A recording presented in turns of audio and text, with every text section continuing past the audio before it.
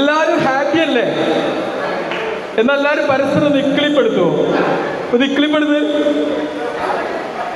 ഇന്നിവിടെ നമുക്ക് എത്ര വയസ്സാണ് തോന്നുന്നത്? എത്ര വയസ്സാണ് നമുക്ക് തോന്നുന്നത്? എത്ര? 16. 16 തോന്നുന്നതൊക്കെ ഒന്ന് കൈവക്കോ. ഇക്കിളിപ്പെടുത്തു. മസിൽ പിടിച്ചിരിക്കാതെ ഇക്കിളിപ്പെടുത്തു. നമുക്ക് വേണ്ടത് ഇതാണ്. നമ്മൾ കുറേ എവല്യൂഷൻ സംഭവിച്ച് മുതിർന്നപ്പോൾ നമ്മുടെ തലയിൽ ഒരുപാട് പ്രശ്നങ്ങളും പ്രതിസന്ധികളൊക്കെ ആയി മുന്നോട്ട് പോവുകയാണ്. എന്തോ പ്രശ്നമോ പ്രതിസന്ധിയോ നമുക്കുണ്ടോ? ഉണ്ടോ? ഇതാ സിസ്റ്ററാണ്, മെഡിക്കൽ കോളേജിലെ പ്രശസ്തയായ സിസ്റ്ററാണ്. നമുക്ക് എന്തെങ്കിലും പ്രശ്നമുണ്ടോ? ഷൈജു എന്തെങ്കിലും പ്രശ്നമുണ്ടോ? ഷബീർ എന്താ പ്രശ്നമുണ്ടോ? പ്രശ്നങ്ങൾ നമ്മുടെ ശരീരത്തിലല്ല, നമ്മുടെ ചിന്തകളിലാണ്. നമ്മുടെ ചിന്തകളിലല്ലേ? അല്ലേ? നമ്മുടെ ചിന്തയും നമ്മുടെ ശരീരവും തമ്മിൽ എന്തെങ്കിലും ബന്ധമുണ്ടോ? ഒരു ബന്ധവുമില്ല. ചിന്ത എന്ന് പറഞ്ഞാൽ വെറും വാക്കുകളാണ്. നമ്മുടെ തലയിലൂടെ ഇങ്ങനെ അരങ്ങേറുന്ന വെറും വാക്കുകളാണ്. നിങ്ങൾ പറയും ജീവിതത്തിൽ അത്ര പ്രശ്നമാണ്, ഇത്ര പ്രശ്നമാണ്, കുട്ടികളുടെ പ്രശ്നമാണ്, മറ്റേ പ്രശ്നമാണ്. എന്തിനു വേണ്ടിയാണ് നിങ്ങൾ കുട്ടികളുടെ പ്രശ്നത്തെ നിങ്ങൾ സ്വയം ഏറ്റെടുക്കുന്നത്? നിങ്ങളെ കുട്ടി വേറൊരു വ്യക്തിയാണ്, നിങ്ങൾ വേറൊരു വ്യക്തിയാണ്. ആണോ? അല്ലേ? ആണ്. കുട്ടികൾ പ്രശ്നം ഉണ്ടാക്കുമ്പോൾ എന്തിനാണ് രക്ഷിതാക്കൾ എൻ്റെ കുട്ടിക്ക് എത്ര പ്രശ്നം? കുട്ടി അവിടെ സന്തോഷിച്ചിരിക്കുമ്പം ഇവിടെ അമ്മമാരെന്താ ചെയ്യുക? അയ്യോ എൻ്റെ കുട്ടിക്ക് എന്തോ പറ്റിയോ എന്ന് ബേജാറാവും. പ്രശ്നം കുട്ടീനാണോ? കുട്ടി അവിടെ എൻജോയ് ചെയ്യായിരിക്കും. വല്ല വാട്ടർ തീം പാർക്കിലോ മറ്റെവിടെയോ ഉപയോഗിച്ച് എൻജോയ് ചെയ്യുമ്പോൾ അമ്മ അവിടെ നിന്ന് വിചാരിക്കുക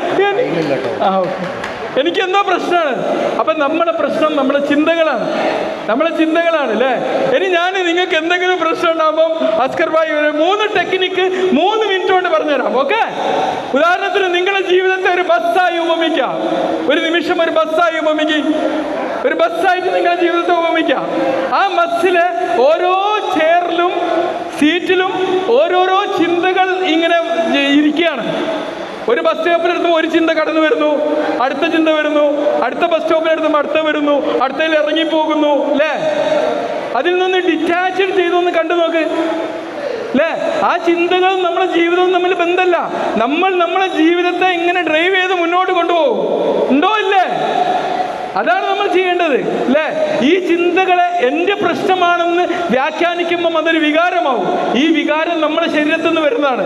ഈ വികാരം വന്നു കഴിഞ്ഞാൽ, സമ്മർദ്ദത്തിൻ്റെ ഒരു വികാരം വന്നാൽ പോലും നമുക്ക് ഹൃദയാഘാതം വരാനുള്ള ചാൻസ് കൂടുമല്ലേ? സിസ്റ്റർ എന്താ പറയുന്നത്? കൂടും. ഒരു ദിവസം നിങ്ങൾ 5 മിനിറ്റ് വാർത്ത കണ്ടു നിന്നാൽ പോലും മുജീബേ സോറി 5 മിനിറ്റ് വാർത്ത കണ്ടാൽ പോലും ആ പ്രശ്നവും പ്രതിസന്ധിയും നിങ്ങളെ ശരീരത്തിലേക്ക് കുത്തിയെടുക്കുന്ന കടാര പോലെയാണ്. മനസ്സിലായില്ലേ? അപ്പോൾ ഈ ചിന്തകളിൽ നിന്ന് മാറി നിൽക്കുക. ചിന്തകൾ ഇങ്ങനെ എന്താണ്? നിങ്ങളെ ബസ്സിൽ, ജീവിതം എന്ന ബസ്സിൽ കയറി വരുന്ന സീറ്റിലേക്ക് കയറി വരുന്നതിന് കാണാം. പിന്നെ രണ്ടാമതൊരു പോയിന്റ് കൂടി പറഞ്ഞുതരാം. നിങ്ങളുടെ ജീവിതത്തെ ഒരു പുഴയായി ചിന്തിക്കാം. ആ പുഴയിലൂടെ കുറേ ഇലകൾ ഇങ്ങനെ ഒലിച്ചു പോകുന്നുണ്ട്. ഇലകൾ. ആ ഇലകളിൽ ഓരോ ഇലകളിലും ഓരോ ചിന്തകൾ. ഓക്കെ? ആ ചിന്തകളെ നിങ്ങൾ പുറത്തുനിന്ന് ഇങ്ങനെ നോക്കിക്കാണുക മാത്രം ചെയ്യുന്നു. ഓക്കെ? ഏതായാലും ഇതാ ഒരു മിനിറ്റ് കൂടി. ഓക്കെ? 1 മിനിറ്റ് പറയാണ്. നമ്മളുടെ സ്നേഹം അത് എന്നും നമ്മൾ കാത്തു സൂക്ഷിക്കണം. ഒരു നിമിഷം ഒന്ന് കണ്ണടക്കാം. നിങ്ങളുടെ സ്നേഹം നിങ്ങളുടെ ശരീരം മുഴുവനും വ്യാപിക്കുന്നതായി ചിന്തിക്കാം. എന്നിട്ട് നിങ്ങളുടെ സ്നേഹം നിങ്ങളുടെ തൊട്ടടുത്ത ആളിലേക്ക് വ്യാപിക്കുന്നതായി ചിന്തിക്കാം. ഈ സമൂഹത്തിലേക്ക് വ്യാപിക്കുന്നതായി ചിന്തിക്കാം.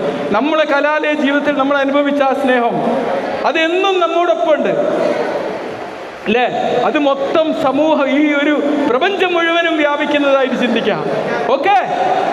Good luck.